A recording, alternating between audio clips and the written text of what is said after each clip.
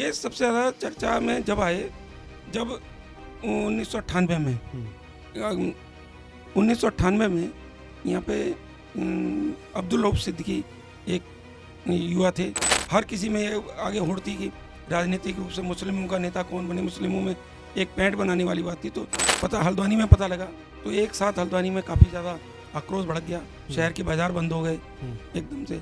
हालांकि चूँकि वो जिला दूसरा था, घटनास्थल बरेली जनपद का था, मुकदमा वहाँ दर्ज हुआ, तो उसमें जो है नामजद किए गए थे, अब्दुल मलिक नामजद हुए थे। अब्दुल मलिक चूँकि मैंने बताया ना, एक बड़े परिवार से हैं, कारोबारी आदमी है।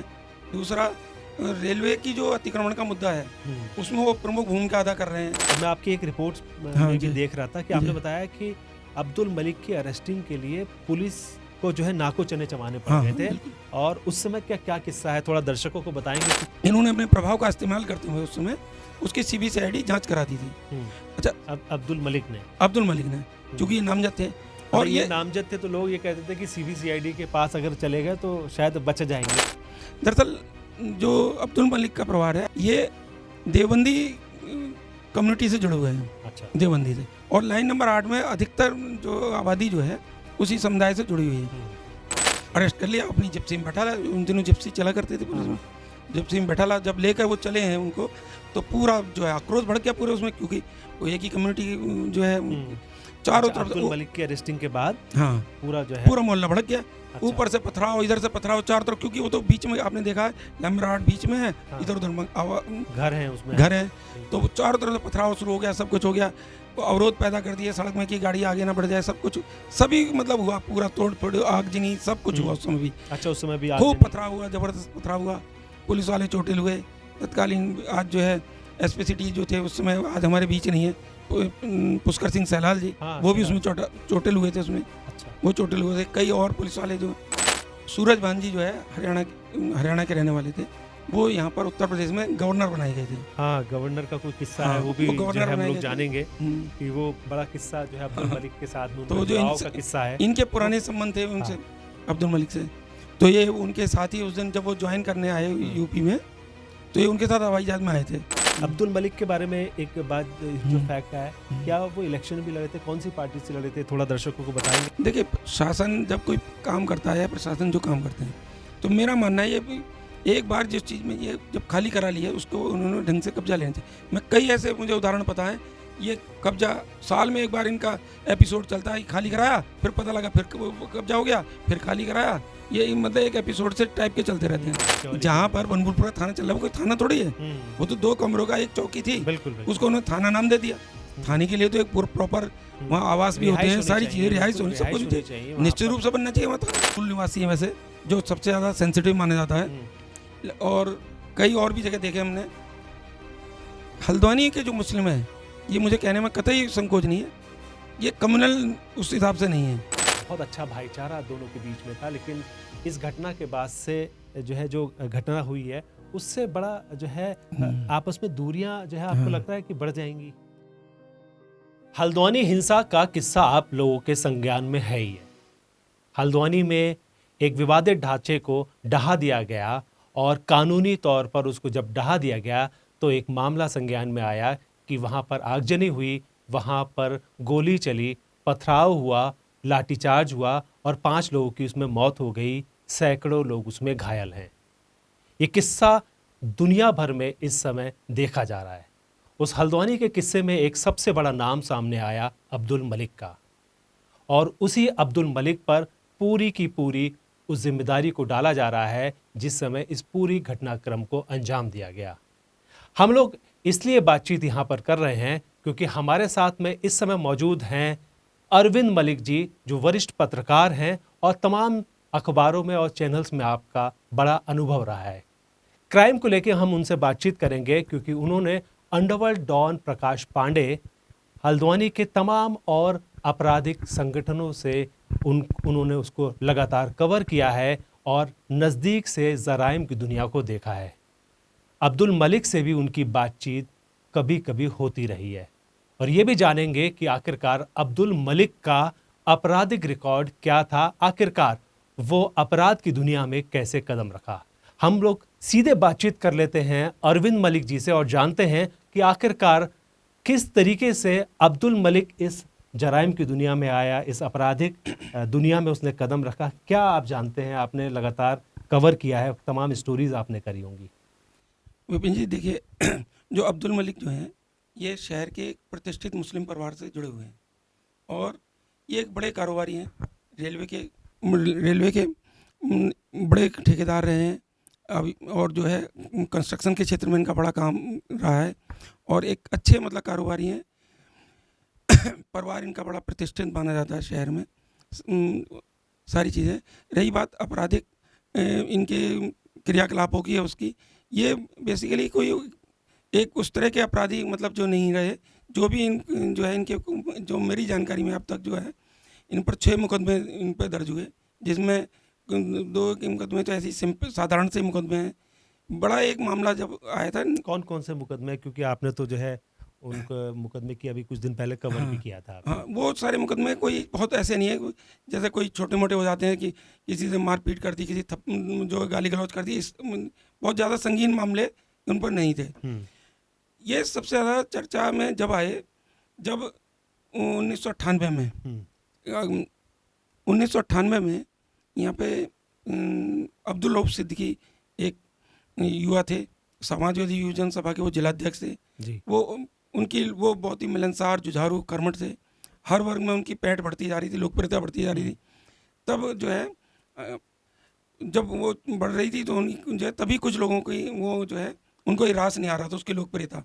अब उसमें क्या कारण थे, इनमें सब में हर किसी में ये आगे होड़ थी कि राजनीतिक रूप से मुस्लिमों का नेता कौन बने, मुस्लिमों में एक पैंठ बनाने वाली बात थी। तो लेकिन रऊफ सिद्दीकी की जो है तेज़ी के साथ उभर रहे थे। उसी बीच क्या होता है कि उनकी 19 मार्च 98 को वो यहाँ से लखनऊ के लिए जा रहे थे। तब रऊफ सिद्दीकी जो समाजवादी पार्टी के अब्दुल रऊफ सिद्दीकी जा रहे थे तो भोजीपुरा जैसे ही उनके वो पहुँचे, एक बड़े फिल्मी अंदाज में उनका जो है पहले उनकी गाड़ी को किसी बड़े भोजपुरा बेसिकली बरेली जिले का जो है पार्ट है। तो जो है आप बता रहे हैं उस दिन की वो घटना बता रहे हैं जिस समय रऊफ सिद्दीकी का मर्डर हुआ था। हाँ मर्डर हुआ था। तो उस समय जो है एक बिल्कुल फिल्मी स्टाइल में उस कांड को अंजाम दिया था। हालांकि जो घटना को अंजाम दिया था वो भाड़े के शूटर्स थे, लेकिन स्टाइल बिल्कुल फिल्मी था। एक किसी बड़े वाहन से उनकी कार को टक्कर मारी गई थी जिसमें वो कार पलट गई थी। जब कार पलट गई और ये लोग घायल अवस्था में उसमें थे गाड़ी में, तभी उन पर ताबड़तोड़ फायरिंग की गई थी जिसमें रऊफ सिद्दीकी की मौके पर मौत हो गई थी और उनके साथ जा रहे 2 लोग जो है गंभीर रूप से घायल हुए थे।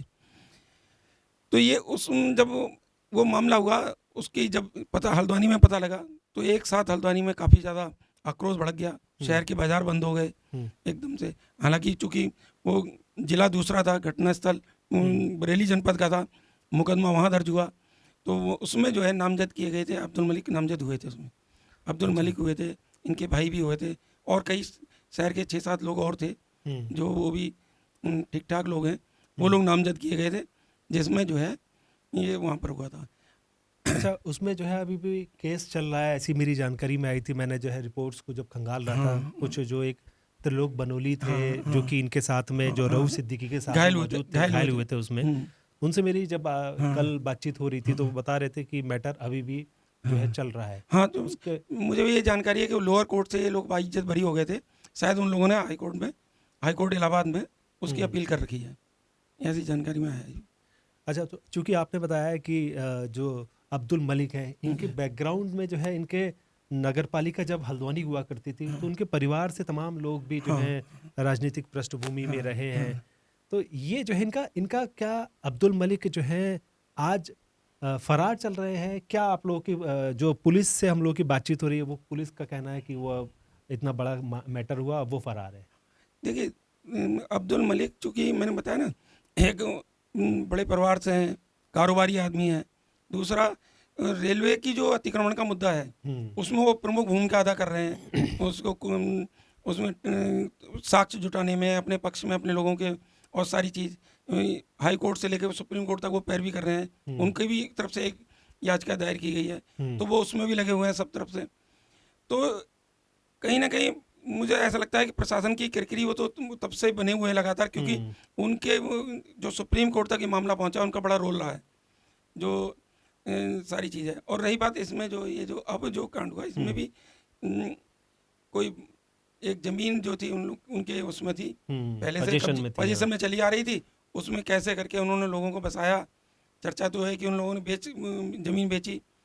तो उसको तो स्टैम्प भी मौजूद है, मैंने जो हाँ, है अभी नगर निगम के जो हमारे एमएनए हैं उनके पास में मैंने देखे हैं, उनके पास स्टैम्प थे, उन स्टैम्प की फोटोग्राफ है उनके पास। उनका कहना है कि इनको स्टैम्प से सरकारी जमीन को बेच दिया गया। तो अपने आप में बड़ा अपराध है कि तो सरकारी जमीन को बेचा गया अब्दुल मलिक के लोगों के द्वारा। और हाँ, तो जब ये प्रशासन ये अतिक्रमण हटा रहा था तो उनकी नोकझोंक हुई थी नगर आयुक्त से, काफ़ी नोकझोंक हुई थी। हालांकि अभी तक तो जानकारी जो आ रही है जिस घटना वाले रोज वो मौके पर नहीं थे, लेकिन पुलिस का प्रशासन का मानना है क्योंकि वो सारी उस जमीन से जुड़ाव उनका है, तो एक मास्टरमाइंड के रूप में प्रशासन ने उनको रखा है और इसीलिए जो है यहाँ पर मुकदमे में वो जो है नामजद किया गया है उन लोगों को।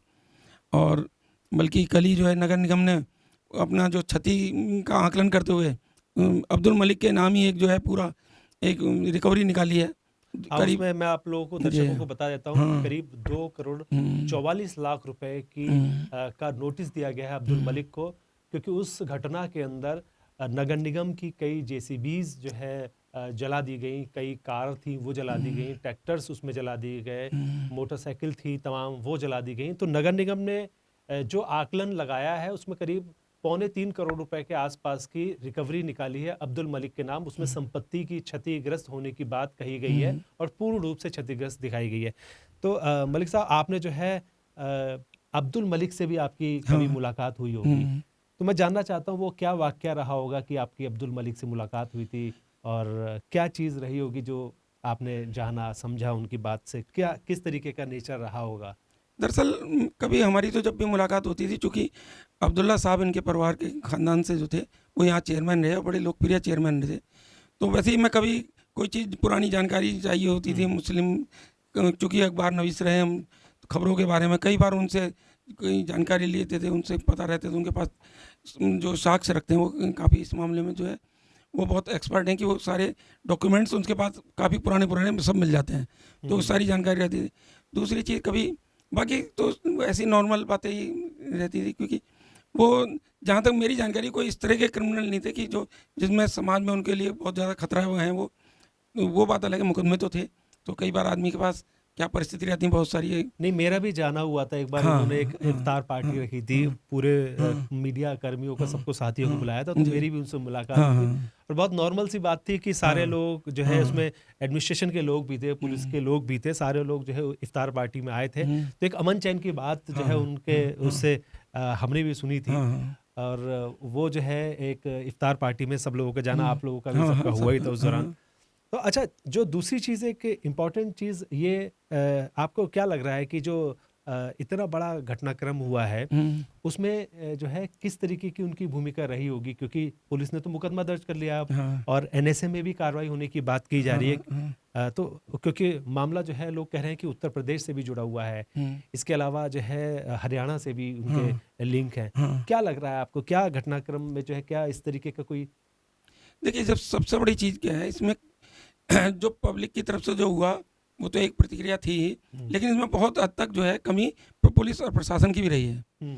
सबसे बड़ी चीज़ हमेशा से हम इतने लंबे समय देखते रहे हैं, कभी भी अतिक्रमण या कोई इस तरह का काम होता है तो जो टीमें जो है जो पूरी टीम बनाई जाती है सुबह 10 बजे से 5 बजे तक ही अतिक्रमण हटाते रहे हमेशा से।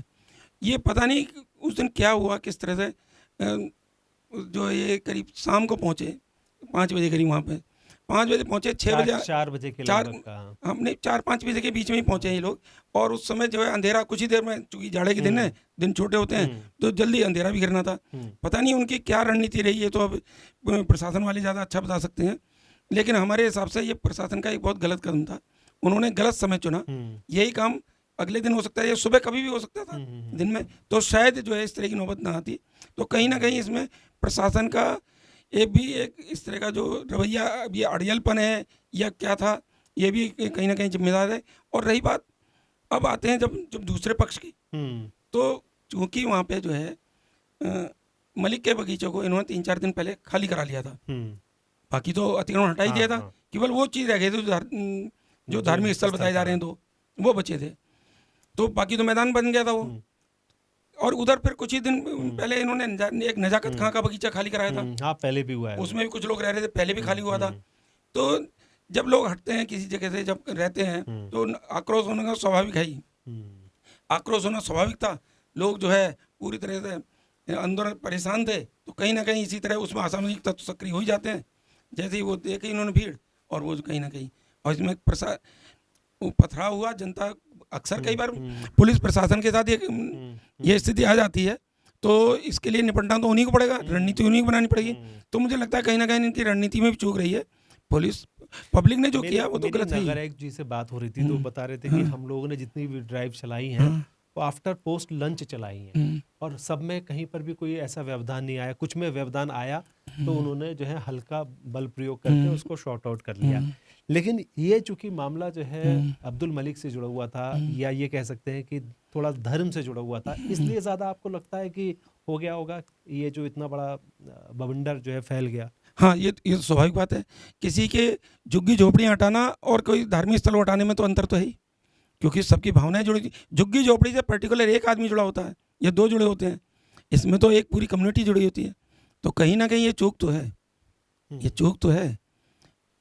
तो अच्छा, दूसरी चीज़ एक हम लोग जो है चूँकि आपने जो है जिस समय एक किस्सा जो है मुझे फिर याद आता है कि 1998 के बाद में जब आपने रऊफ सिद्दीकी के मर्डर की बात की थी आपने, और मैं आपकी एक रिपोर्ट में भी देख रहा था कि आपने बताया कि अब्दुल मलिक की अरेस्टिंग के लिए पुलिस को जो है नाको चने चबाने पड़ गए थे। और उस समय क्या किस्सा है, थोड़ा दर्शकों को बताएंगे, क्योंकि वो बड़ा महत्वपूर्ण किस्सा है जिसको लोग जानना चाहते हैं कि आखिरकार अब्दुल मलिक कैसे जो है लोगों की निगाह से बचता रहा, पुलिस की निगाह से भी बचता रहा, और अंत में आके किस तरीके से उसकी अरेस्टिंग हुई। देखिए, मैं आपको बताया ना कि चूंकि एक प्रतिष्ठित परिवार थे और फिर बड़े कारोबारी हैं, तो स्वाभाविक रूप से रेलवे के बड़े ठेकेदार हैं, स्वाभाविक रूप से इनके संबंध प्रशासन मतलब अफसरों में उच्च लेवल पर, राजनेताओं से और लगभग सभी पार्टियों से, जहाँ तक मेरी जानकारी, इनके अच्छे संबंध है और सब कुछ है। तो आदमी जब इस लेवल पे होता है तो हर तरह अपने संबंधों को, जब संकट में कोई भी होता है, उपयोग मतलब उसको यूज करता है। तो निश्चित रूप से जब यहाँ पर ऐसा हुआ, ये मुकदमा जो है भोजीपुरा थाने में दर्ज हो गया था। हल्द्वानी से उस मुकदमे का कोई मतलब नहीं, लेकिन चूंकि कानून व्यवस्था यहाँ भी बाधित हो रही थी। अब्दुल रऊफ सिद्दीकी यहाँ के मरने वाले थे, उनका जब जनाजा निकला था, इतना बड़ा जनाजा था, उसके बाद से मैंने यहाँ पे इतना बड़ा जनाजा आज तक नहीं देखा। ये इतना मतलब जनसमूह उमड़ा था उसमें, ये सारी चीज़ें। नासिर कमाल साहब यहाँ पर जो है SSP थे तत्कालीन उस समय। उसी बीच ईद आ गई थी, तो ईद के बीच में जो है, चूँकि वो भी मुस्लिम होने के नाते ईदगाह नमाज पढ़ने गए थे, जो मुझे जानकारी मेरे हिसाब से, तो उनको थोड़ा सा ये नागवार गुजरा या जो भी लगा उनको कि ये सब एक कितना बड़ा मर्डर हो गया है, एक आरोप। इन्होंने अपने प्रभाव का इस्तेमाल करते हुए उस समय उसकी CBCID जांच करा दी थी। अच्छा, अब्दुल मलिक ने, चूँकि ये नामजद थे, और ये नामजद थे, तो लोग ये कहते थे कि CBCID के पास अगर चले गए तो शायद बच जाएंगे। हाँ, नहीं, उसमें ये था ना, चूँकि जांच के दौरान बच जाते हैं, ऐसा दरअसल ऐसा था। ये चूँकि जब वो इन्होंने CBCID जांच करवा दी थी, और फिर चूँकि ईद का त्यौहार आ रहा था, तो जब जांच, एक अंतर है ना इसमें, पुलिस की में और CBCID जांच में एक बड़ा अंतर होता है। पुलिस पहले अरेस्ट करती है, बाद में जांच करती है। CBCID पहले जांच करती है, तब बाद में अरेस्ट करती है। तो इस बात का जो लाभ लोगों को मिल जाता है। अच्छा, तो ये CBCID जांच कराने के बाद ये अपना जो है हल्द्वानी लौटा है, क्योंकि ईद का त्यौहार था, ईद का त्यौहार मनाने के लिए ये सारी चीज़ जो है। उधर नासिर कमाल साहब जो है, वो अब पुलिस का, प्रशासन का सोच अलग होती है अपनी, उनके दिमाग में क्या चला क्या नहीं। उसी बीच जो था, इन्होंने क्या कहते हैं, ये बेफिक्र थे कि भाई CBCID जांच हो गई, पुलिस तो कुछ कहेगी नहीं, और हल्द्वानी में वांटेड नहीं थे, हल्द्वानी के तो मुलजिम थे नहीं है। उन्होंने जो है फिर अपनी एक रणनीति बनाई। एक कोई पुराना मामला था, इनका बहुत छोटा सा मामला था, कोई सिंपल मारपीट और गाली गलौज का, जो जिसमें गिरफ्तारी नहीं होती है, कोर्ट से ही अपना वो कराना पड़ता है उसमें। शायद मुझे जानकारी है, इन्होंने अपनी ये कोर्ट में पेश नहीं हुए थे। अच्छा, उन्होंने वो जब खंगाला तो उनको लगा, तो वो उन्होंने अगले दिन, ईद के जाते ही अगले दिन जैसे ही कोर्ट खुली, उसमें उन लोगों ने वारंट ले लिया इनका। अच्छा, और वारंट, चूंकि वो जानते थे कि किसी को अरेस्ट करने के लिए या तो उसका वांछित होना हुआ जरूरी है, या वारंट, दो ही तरीके हैं। तो इसलिए उन्होंने वारंट लिया। वारंट के बाद जो है यहाँ पर तत्कालीन बनपुलपुरा जो चौकी इंचार्ज थे योगेश दीक्षित, वो भी एक अच्छी गजब पर्सनालिटी थे उस समय। अच्छा। हाँ, काफ़ी लंबे चौड़े जो शहर के लोग जानते हैं। हाँ। आज जब उनको ये नाम पता लगेगा कि योगेश दीक्षित, तो सबके जहन में आ जाएगा कि योगेश दीक्षित की पर्सनालिटी क्या थी। ये ज़रूर, हाँ, बहुत गजब थे, बुलेट पे चलते थे, बल्कि वो आमतौर पे पुलिस आर्मी की ड्रेस पहनते थे। अच्छा। हाँ, बिल्कुल, और डेड ऑनेस्ट थे। वो गए, उनको जिम्मेदारी सौंपी गई, चूँकि वहाँ का क्षेत्र था, बाकी पुलिस बल तैनात कर दिया गया। लाइन नंबर 8 आज़ाद नगर जो है, जहाँ ये अब्दुल मलिक और इनका पूरा परिवार रहता है, और वहीं इनकी कम्युनिटी वाले जो पूरा जो लोग रहते हैं। दरअसल जो अब्दुल मलिक का परिवार है, ये देवबंदी कम्युनिटी से जुड़े हुए हैं। अच्छा। देवबंदी से, और लाइन नंबर 8 में अधिकतर जो आबादी जो है उसी समुदाय से जुड़ी हुई है। तो ये लोग जो थे, जब वो पहुंचे तो उन्होंने कहा कि भाई हमने तो सीबीसीआईडी का, उन्होंने कहा भाई ये वारंट है, फिल्मी स्टाइल में बिल्कुल। उन्होंने कहा ये आप चलिए, तो वो आ गए। जब आए और जैसे ही नीचे सबको पता लगा कि भाई अरेस्ट, मतलब उन्होंने वारंट दिखाया और हाँ, अरेस्ट कर लिया। अरेस्ट कर लिया, अपनी जिप्सी में बैठा ला। उन दिनों जिप्सी चला करते थे पुलिस में। जिप्सी में बैठा ला, जब लेकर वो चले हैं उनको, तो पूरा जो है आक्रोश भड़क गया पूरे उसमें, क्योंकि वो एक ही कम्युनिटी जो है चारों तरफ। अब्दुल मलिक की अरेस्टिंग के बाद हाँ, पूरा जो है पूरा मोहल्ला भड़क गया। अच्छा। ऊपर से पथराव, इधर से पथराव, चारों तरफ, क्योंकि वो तो बीच में आपने देखा है लम्बराट बीच में है। हाँ। इधर उधर घर है, उसमें घर है, तो वो चारों तरफ से पथराव शुरू हो गया, सब कुछ हो गया, अवरोध पैदा कर दिए सड़क में कि गाड़ी आगे ना बढ़ जाए, सब कुछ, सभी मतलब हुआ, पूरा तोड़ फोड़, आगजनी, सब कुछ हुआ उस समय भी। अच्छा, उस समय भी खूब पथराव हुआ, जबरदस्त पथराव हुआ, पुलिस वाले चोटिल हुए तत्कालीन। आज जो है एसपी सिटी जो थे उस समय, आज हमारे बीच नहीं है, पुष्कर सिंह सहलाल जी, हाँ, वो भी उसमें चोटिल हुए थे उसमें। अच्छा। वो चोटिल हुए थे, कई और पुलिस वाले जो मुझे याद है कि कई लोग उसमें घायल हुए थे। तो भी फिर वो वहाँ लेकर आए उनको। जब लेकर आए तो जो है स्वाभाविक बात थी, क्योंकि वो जो है एक तो वारंट के में उनको कोर्ट जाना ही था, दूसरा ये बलवा हुआ, फिर एक मुकदमा ये और बना उनके ऊपर। अच्छा, बलवे का भी, बलवा का पूरा बना, और उसमें और भी लोग फिर फंसे, काफ़ी लोग। फिर चूंकि मुखाभियुक्त वो जो थे वहाँ पे हत्या में वांछित थे, भोजीपुरा बरेली में, फिर उनको जो बरेली वो चले गए, भेज दिया गया। तो ये जेल भी रहे वहाँ बरेली में क्या? बरेली जेल में रहे। अच्छा। हाँ, क्योंकि वहीं पे हत्या में उसमें जो है निरुद्ध थे हत्या। हाँ, हत्या में। इस बीच एक बड़ा मोड़ और आया था बीच में। अच्छा। इसमें जो है, जब ये सारी कवायद चल रही थी, जब पुलिस दबिशें दे रही थी, तो चूंकि इनके संबंध बहुत अच्छे लेवल पर हैं, तो मुझे अभी भी याद है, पुरानी मेरे पास अभी भी कटिंग भी रखी है। तो चूंकि इतना लंबा पुराना मैटर हो गया, अखबार के थोड़ा सा पुराना पीला पेड़ होने लग जाता है, तो उसमें जो था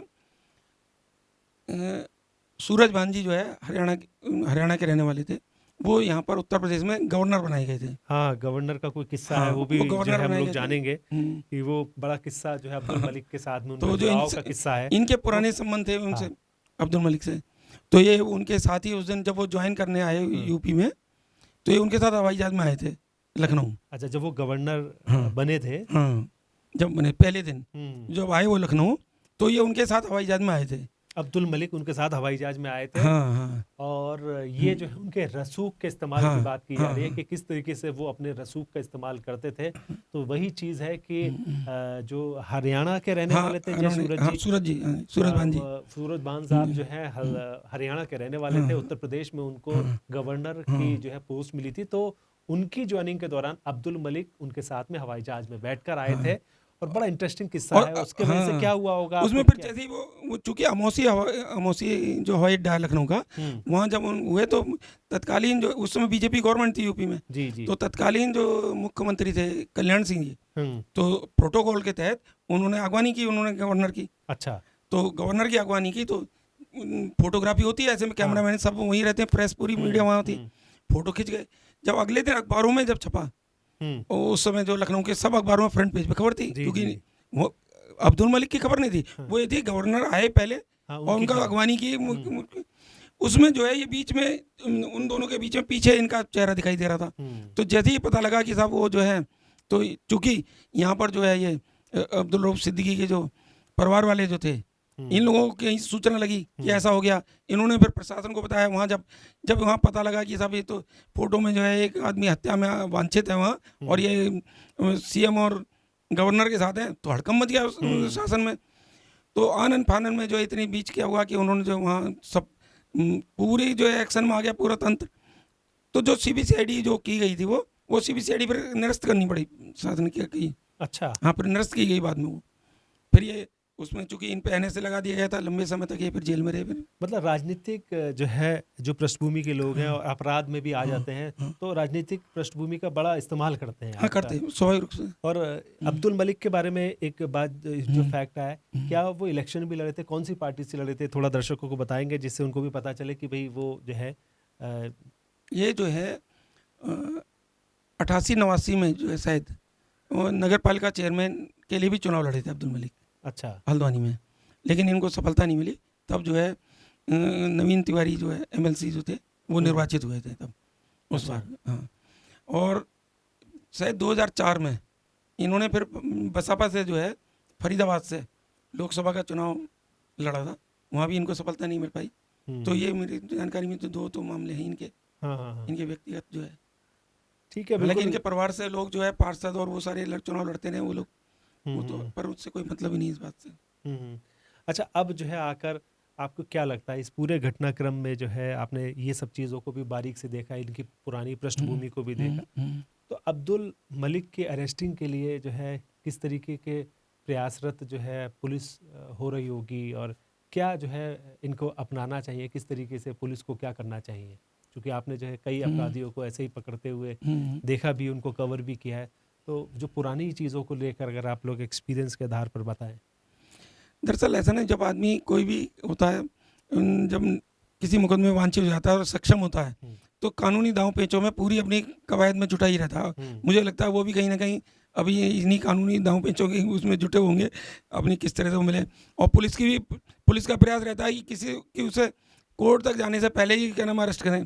तो निश्चित रूप से टीमें तो बनी हुई हैं इनकी, लगे हुए हैं, जब जा रहे हैं, अपने सारे सूत्र उन्होंने लगा रखे हैं। कई बार पुलिस जो है जो व्यक्तिगत संबंधों का भी फायदा उठा करके, मतलब व्यक्तिगत संबंधों को भी के आधार पर भी विश्वास में लेकर के लेना चाहती है। अब ये तो देखना पड़ेगा पुलिस की क्या रणनीति है इसमें। अब क्योंकि हाँ, पुलिस तो अपनी उनकी अलग ही रहती है। हाँ, लेकिन जो आपने जो है अब तक ये चीज़ें देखी होंगी, यही बस रहता है जी। हाँ। तो आपको लगता है कि जो है पुलिस नज़दीक तक पहुंच चुकी होगी? क्योंकि माना जा रहा है कि पुलिस, कानून के हाथ जो है काफ़ी लंबे होते हैं, और कानून के हाथों से अभी आपने जब उसको कवर किया होगा, अंडरवर्ल्ड डॉन प्रकाश पांडे को भी आपने कवर किया कभी। अच्छा, प्रकाश पांडे की हम बात कर लेते हैं। आप प्रकाश पांडे से कभी आपकी बातचीत हुई, जो अंडरवर्ल्ड डॉन है, जो अभी भी सलाखों के सीखचों के पीछे है? देखिए, प्रकाश पांडे के में एक अंतर था, वो विशुद्ध रूप से क्रिमिनल था और बाहर से विदेशों में रहता था, देश से बाहर, और वहाँ से फ़ोन करके रंगदारी वसूलना, ये सारा काम उसका था। और यहाँ के लोगों को जोड़ करके, यहाँ के जो क्रिमिनल टाइप के लोग थे उनके माध्यम से वो वसूली करवाता था। और इस तरह से काफ़ी एक समय जो था उसने काफ़ी यहाँ पे जो वसूली की, और सब जो है, चूँकि वो बॉम्बे में रहा था, बॉम्बे का क्राइम का एक अलग ही तरीका है, वो वहाँ से जो है गैंगवार की तरह से, वो जो वहाँ का जो अंडरवर्ल्ड का हिसाब है, वो ये भी पहले चर्चा में रही कि वो छोटा राजन गैंग से जुड़े रहे। तो वो जो है वो एक इस तरह था। तब फ़ोन, चूँकि हम मेन स्ट्रीम मीडिया में थे, तो फ़ोन हमारे पास आता था, कुछ पुलिस अफसरों के पास आता था, कई और भी लोगों के पास, पब्लिक के पास धमकी देने के लिए आता था, हमारे पास इसलिए आता था कि मैंने ये कर दिया है, ये होता था बस। फिर हम उसकी सूचना तुरंत जो है तत्कालीन जो भी पुलिस अफसर होते थे उन लोगों को बताते थे कि भाई वो ऐसा कह रहा है, क्या सच्चाई है, तो आप लोग पता करिए। ये रहा। हाँ, मतलब वो जो है मीडिया के का भी जो है खूब इस्तेमाल, बस वो जानता था कि मीडिया में छपेगा तो शायद यही थी, लेकिन हमारी भी मजबूरी थी, क्योंकि फ़ोन तो कोई भी किसी को कर सकता है, ये सारी चीज़ें। अच्छा, एक किस्सा उसका जो है, प्रकाश पांडे जब हम लोग भी यहाँ पर आ गए थे, तो चड्डा ग्रुप क्या कभी उसने बम धमाका करने की या गोलीबारी भी करी थी यहाँ पर, और मुझे याद है अस्पताल में भी उसने जो है गोलीबारी करवाई थी किसी से। तो ये जो है कोई किस्सा आपको है जानकारी उसकी? देखिए, वो वाला जो सारा मैटर अगर जाते हैं हम, तो पूरा एक गैंगवार का मैटर था, पूरा एक गैंगवार 90 के दशक में यहाँ जो है पूरे कुमाऊं में जो गैंगवार जबरदस्त रहा, उसमें कई अलग अलग जो है गुट बने हुए थे, तो उसी कड़ी का हिस्सा वो सारा चलता रहा। सबसे बड़ी चीज़ थी यहाँ पे, पहले जैसे अब तो रेता बजरी खनन का काम जो है बहुत सिस्टमेटिक हो गया है। पहले ये सारा जो है सिंडिकेट के पास था, पूरा शराब का काम होता, आज तो अलग अलग लोग हैं, सारी चीज़ें, बहुत कुछ स्थितियाँ बदल गई हैं। इसीलिए जो है आज ये सारी चीज़ अपराध जो है हल्द्वानी में या कुमाऊं में बहुत ज़्यादा ख़त्म लगभग हो चुका है। अगर कहीं कोई घटना भी होती है तो ज़्यादातर उसके पीछे रंजिश नज़र आती है। लेकिन तब जो था ये गैंगवार था, एक दूसरे वर्चस्व की लड़ाई थी, कौन कितना प्रभावशाली, कौन कितना ज़्यादा ताकतवर, इसकी लड़ाई चल रही थी। वही जो है प्रकाश पांडे का उत्पन्न होना, रमेश बम्बैया और या ऐसे बहुत सारे नाम थे, ये उसी कड़ी में जो है ये पैदा हुए। फिर आखिर में उसी हिसाब से धीरे धीरे एक एक करके ख़त्म होते चले गए। फिर पिछले दिनों में पुलिस प्रशासन का यहाँ बहुत अच्छा रोल रहा है। एक गुलजार, हाँ, यहाँ पे एक के बाद लगातार जो एनकाउंटर हुए, तमाम कार्रवाई सख्ती रही। और सबसे बड़ी मैं तो बात कहता हूँ, उत्तराखंड बनने के बाद जो है अपराध मुक्त और ये इस तरह का गैंगवार मुक्त राज्य हो गया है। हाँ बिल्कुल, क्योंकि हाँ, जब आलोक शर्मा हाँ, जी यहाँ पे हाँ, बस SSP थे, 2000 तो मुझे याद है हाँ, कि हाँ, उस समय जो है एनकाउंटर की हाँ, तरीके से ड्राइव भी रही, ड्राइव और रही, बिल्कुल। जो कोई अपराध होता था उसको दबा दिया जाता था, उसको हाँ, खत्म करने के बिल्कुल, लिए बिल्कुल। बिल्कुल एड़ी चोटी से जोर लगा दिया हाँ, जाता था पुलिस के बिल्कुल। द्वारा। अब मैं आपको बताऊँ, ये अब्दुल रऊफ सिद्दीकी का कांड जो हुआ था ये 98 में हुआ था, 19 मार्च 98 को। और 99 में 99 का साल एक ऐसा साल था, 2 जनवरी को 2 जनवरी को एक कांड हुआ था यहाँ शीश महल में, पवन जोशी हत्याकांड। मर्डर। और उस साल, वो साल जब आखिर में ख़त्म हुआ तो आखिरी हफ्ते में दिसंबर में, जब मुझे शायद ध्यान आ रहा है, मतलब 6-7 दिन के अंदर जो है 16-17 लोग मारे गए थे उस समय। अच्छा। हाँ, उस समय जो है उसमें सिंगल मर्डर से लेकर 5 मर्डर तक हुए थे उसमें, जिसमें हरीश पड़लिया का मर्डर हुआ, जिसमें जुनैद वाला कांड हुआ जिसमें 5 लोग मारे गए, और बहुत सारे लोग, अब मुझे उतना याद नहीं है, लेकिन एक हफ्ते के अंदर मतलब 16-17 लोग मारे गए थे। ये था, तो मतलब वो पूरा जो है साल जो है फिर बाद में सब इसी तरह से रहा था। तो अब्दुल मलिक का जो है इतना हम लोगों ने चर्चा की इसलिए क्योंकि ये भी समझ पाए, पूरा उत्तराखंड समझ पाया, पूरा भारत समझ पाया कि आखिरकार उसका जो है किस तरीके का राजनीतिक जो है पृष्ठभूमि रही, और आज जो है अपराध की दुनिया में किस तरीके से जो है एक बहुत पुराना, ऐसा नहीं कह सकते कि जो है रूटीन का जो है वो क्रिमिनल रहा है, ना वो नहीं, ये सब चीज़ें जो है पूर्व की रही, और अब अचानक ये वाला जो ज़मीनों के काम में जो आया तब ऐसा हुआ। दरअसल मुझे समझ में नहीं आती, क्योंकि वो जितने सक्षम है, सारा जितना बड़ा उनका परिवार है, जितना कारोबार है, मेरे ख्याल से ये जो मलिक का बगीचे वाली जमीन के 2 एकड़ है कि 3 एकड़ 3 एकड़ है। 3 एकड़ तो मेरे ख्याल से उनके लिए क्यों नहीं रहती है, लेकिन क्या उनके दिमाग में चलता है, क्यों इतनी खुरापात में रहते हैं वो, ये जो है, नहीं तो क्या नाम है वो जो है, मतलब एक छोटी सी जगह के लिए इतना बड़ा वो जो रहा है, बवंडर हो गया, मौतें हो गई।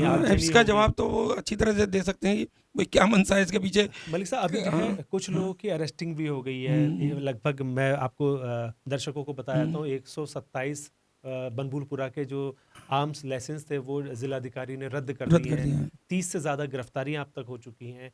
इसके अलावा लगातार उस पर नज़र रखी जा रही है जिलाधिकारी के द्वारा, बल्कि मुख्यमंत्री का भी मैं बयान सुन रहा था, उनका कहना था कि जो मलिक का बगीचा वाली जगह है उसको खाली कराने के बाद अब वहाँ पर थाना जो है बनाने की बात की जा रही है। कितना जो है आपको लगता है कि थाना बनाने से एक माहौल शांत में जो है कितना असर पड़ेगा, या क्या प्रभाव हो सकता है, क्षेत्र में शांति कब तक आ सकती है, आप क्या मानते हैं आप? देखिए, शासन जब कोई काम करता है, प्रशासन जो काम करते हैं, तो मेरा मानना है ये एक बार जिस चीज़ में ये जब खाली करा लिया उसको उन्होंने ढंग से कब्जा लेना चाहिए। मैं कई ऐसे मुझे उदाहरण पता है, ये कब्जा साल में एक बार इनका एपिसोड चलता है, खाली कराया, फिर पता लगा, फिर कब्जा हो गया, फिर खाली कराया, ये मतलब एक एपिसोड से टाइप के चलते रहते हैं।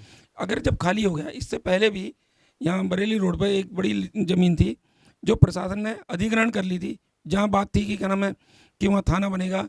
नैनीताल जिले की घुड़सवार यूनिट के पास यहाँ जगह नहीं है, वो ऊधम सिंह नगर में है। तब ये बात आई थी कि हल्द्वानी में उस जगह पे जो है थाना बनेगा, बनभूलपुरा थाना बनेगा और घुड़सवार यूनिट बनेगी। उस समय फायर ब्रिगेड नहीं बना था, फायर ब्रिगेड का भी वो ऑफिस बनेगा और एक मिनी पुलिस लाइन बनेगी। ये वाली बात यहाँ वाले थाने पे जो है यहाँ पे जो नहीं बनना है, तो इनको जो है इसको तत्काल रूप से जो है इस बात को करना चाहिए। जगह जो वो जहाँ पर बनभूलपुरा थाना चल रहा है वो कोई थाना थोड़ी है, वो तो 2 कमरों का एक चौकी थी, उसको उन्होंने थाना नाम दे दिया। थाने के लिए तो एक प्रॉपर वहाँ आवास भी होते हैं, सारी चीजें, रिहाइश होनी, सब कुछ चाहिए, निश्चित रूप से बनना चाहिए वहाँ थाना बनना चाहिए, उसकी जरूरत भी है और कहीं ना कहीं तो बनाना ही पड़ेगा। तो जगह जब सरकारी है तो वहाँ बनना चाहिए। तो शांति हो सकती है, आपको लगता है कि अगर जो है ये शुरुआत कर दे, शांति अमन चैन कब तक लौटने की उम्मीद है? क्योंकि आपको क्या लग रहा है कि देखिए, मैं विपिन भाई एक बात पूरे दावे के साथ करता हूँ, चाहे कुछ भी थी, बहुत सारी जगह रहे, मूल निवासी हैं वैसे, जो सबसे ज़्यादा सेंसिटिव माना जाता है, और कई और भी जगह देखे हमने। हल्द्वानी के जो मुस्लिम हैं, ये मुझे कहने में कतई संकोच नहीं है, ये कम्युनल उस हिसाब से नहीं है। ये भी जो मामला रहा, ये जो है प्रशासन वर्सेज या जो भी रहा, ये तो है, लेकिन इसमें कहीं भी जो है इस तरह की बातें अभी तक मुझे तो, मेरी जानकारी में तो नहीं है इस तरह की आई हूँ। नहीं, अब असामाजिक तत्व की बात है तो असामाजिक तत्व तो कहीं भी आ जाते हैं, और वो जो जिस तरह का करते हैं वो तो लेकिन करते हैं। मुझे मेरी कल कई हाँ, कुछ पत्रकारों से बातचीत हो रही हाँ, थी, हाँ, तो कई पत्रकारों ने ये आरोप लगाया हाँ, कि हिंदू पत्रकार जो है ज़्यादा पिटे हैं, मुस्लिम पत्रकारों के हाँ, वो नहीं पिटे। हाँ, तो मतलब ये जो है थोड़ा अटपटा हमें भी लगा, क्योंकि पत्रकारिता का पेशा बिल्कुल निष्पक्ष है, उसके बावजूद भी उनका नाम पूछ कर। देखिए विपिन जी, बिल्कुल बात बढ़िया है, वो आपने बहुत सही बात कही। सच्चाई ये है ना कि चूंकि हम भी उसी पेशे से जुड़े हुए हैं, अगर मैं अभी इसमें कोई इस तरह कमेंट्स करूंगा तो उनको लगेगा शायद। देखिए, एक मॉब है, आप एक जगह, दरअसल मैंने जो उस चीज़ को समझा है, वो एक चक्रव्यूह था। चक्रव्यूह था। एक चक्रव्यूह था, और चक्रव्यूह के सारे रास्ते बंद कर दिए गए थे। जो सच्चाई है, सारे रास्ते बंद हो गए थे, पुलिस प्रशासन और पत्रकार सब। सारे उसके बीच में थे। अब पुलिस प्रशासन तो जानता है कि किधर से निकलना है, अब पत्रकार तो ट्रेंड तो होते नहीं है। अच्छा, चूंकि और जब पत्थर चल रहे थे, तो पत्थर है, वो मुझे लगे, आपको लगे, किसी को लगे, महिला को लगे, बच्चे को लगे, तो सारी चीजें थी। और स्वाभाविक रूप से बात है, हल्द्वानी में अगर संख्या देखी जाए तो हिंदू पत्रकार तो ज्यादा ही तो जो है सारी बात है। हाँ, वही चीज हाँ, तो है चोट कि तो लगी है, काफी लगी है, और पत्रकार काफी गंभीर रूप से घायल हुए हैं। तो और कई पत्रकारों ने जैसे हमें शिकायत की, हाँ, तो उनका हमें भी आक्रोश अपनी अचंभा जगह हुआ। सही है, उनका आक्रोश अपनी जगह सही है, लेकिन सच्चाई तो एक भाई, एक मॉब है, हाँ, मॉब का पत्थर जो किसको लगेगा जाकर ये के। तो बिल्कुल है, क्योंकि हाँ, मे भी जो है जो पुलिस टीम के साथ में कुछ हाँ, मुस्लिम सिपाही भी हाँ, होंगे, वो भी हाँ, घायल हुए हैं, हाँ, हाँ, बहुत सारी। जो मेरी जानकारी हाँ, में आया है। लेकिन जो वो एक ट्रेंड फोर्स है, वो हाँ, ट्रेंड फोर्स है, वो जानते हैं बचना, हाँ, और फिर उनके पास संसाधन भी थे बचने के। भाई उनके पास आगे प्रोटेक्टर हेलमेट होते था, हैं, सारी प्रोटेक्टर चीज होते था, हैं, शील्ड थी उनके शील्ड पास। थी, सारी चीज होती है उनके हाँ, पास, उनके पास डंडे भी थे, हाँ, वो भी एक प्रोटेक्टर ही है। हाँ, हाँ, हाँ, ये सारी चीज, और पत्रकार के पास क्या है, कैमरा, फोन, ये सारी चीज तो है, इसके अलावा तो बिल्कुल। ये जो है बड़ी महत्वपूर्ण चर्चा रही, क्योंकि आपने जो है अब्दुल मलिक का पूरा राजनीतिक और आपराधिक रिकॉर्ड के बारे में भी चर्चा की, और किस तरीके से जो है वो राजनीतिक दुनिया में उसने कदम रखा, कैसे जो है आखिरकार अपराध की दुनिया कोई बहुत बड़ा लंबा चौड़ा रूटीन का आपराधिक पृष्ठभूमि नहीं है। वो केवल ये मान के चला जा रहा है कि पहले एक दो मैटर पहले रहे होंगे, लेकिन अब जो फसावट जो हो गई है, जो हमें लग रहा है कि इतने बड़े मैटर को दिया गया, पूरी मीडिया, देश भर की पूरी मीडिया यहाँ पर आ भी गई, और लगातार इसको देखा है, हम लोगों ने भी नज़दीक से जाना कि कितने लोग पिटे, कितनी महिला जो पुलिसकर्मी थी वो पिटी हैं। इसके अलावा जो है कई पीसीएस अफसर घायल हुए, और पुलिसकर्मी घायल हैं। तो ये जो है हम लोग लास्ट चरण में हम लोग जो है बातचीत कर लेते हैं कि जो है कैसे जो है बचाव की मुद्रा में जो है कैसे आना चाहिए। कुछ आपने जो एनालिसिस भी किया होगा। मेरी मोहन सिंह बंग्याल साहब हैं जो आईपीएस यहाँ पर हाँ, भी बिल्कुल जो रहे, है एसएसपी रहे, बहुत अच्छे अफसर रहे हैं, और उन्हें वो सारा, जब उनका कार्यकाल था, सारा गैंगवार उस समय था, उनकी अहम भूमिका रही उसको जो समाप्त करने में।